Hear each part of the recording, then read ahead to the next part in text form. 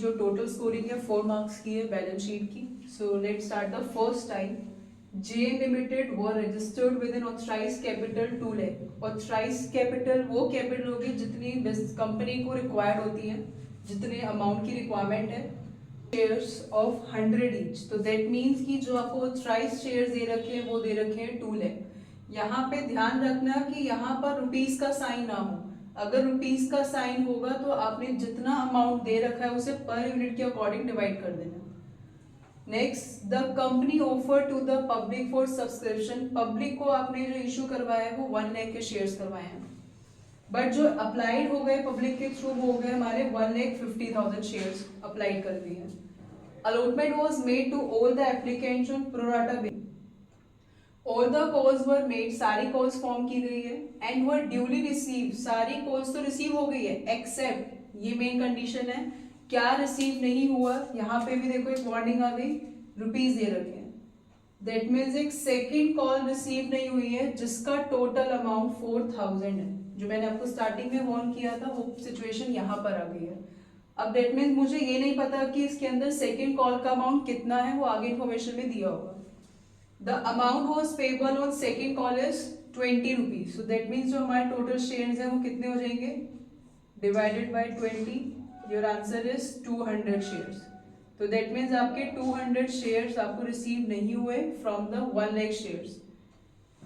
So total 1 lakh के shares हैं, 1 lakh shares में से 200 shares receive नहीं हुए हैं, तो ये reduction amount will be 99,800. तो दैट मीन्स ये अमाउंट है जो हमें रिसीव हो चुका है.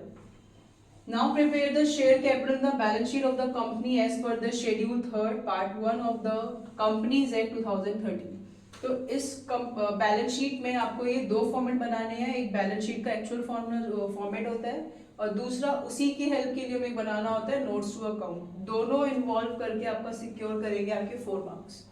सो देखिए पहले आपको नोट्स टू अकाउंट प्रिपेयर करना है. ऑथराइज्ड शेयर्स कितने थे आपके, 2 lakh. 2 lakh shares at the rate पर शेयर है आपके 100 रुपीज, 100 ईच. तो ऑथराइज कितने हो गए आपके 200 लाख. ये अमाउंट क्लियर है.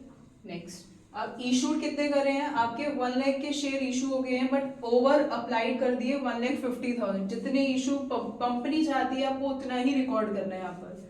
सो आगे आपके 1 लाख शेयर्स हैं, वो भी आपके 100 ईच. तो दैट मीन्स आपके आगे ये 100 लाख. सो आई गेस यहाँ तक आपको सब क्लियर होगा. अब नेक्स्ट क्या करना है, सब्सक्राइब शेयर कैपिटल की. सब्सक्राइब कितने हुए, कितने हुए थे 99,800. तो इसको कैसे रिप्रेजेंट करना है, पहले आप यहाँ पे टोटल अमाउंट दिखा दो कि आपके 100 शेयर्स थे जिसमें 100 ईच आपका अमाउंट आ रहा है. तो टोटल शेयर्स जो हो गए आपके 100 लाख हो गए. उसमें से लेस कर देना है जो आपने पे नहीं किया. जो आप पे नहीं करते हैं उसे कॉल्स इन एरियर कहते हैं. What is it called, calls in arrears. Arrears means outstanding. क्या पे नहीं करा आपने, 200 शेयर्स पे 20 का अमाउंट पे नहीं हुआ है. सो 200 इंटू में 20, योर अमाउंट विल बी 4,000.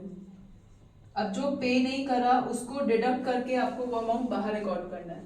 सो वो आपका अमाउंट आ जाएगा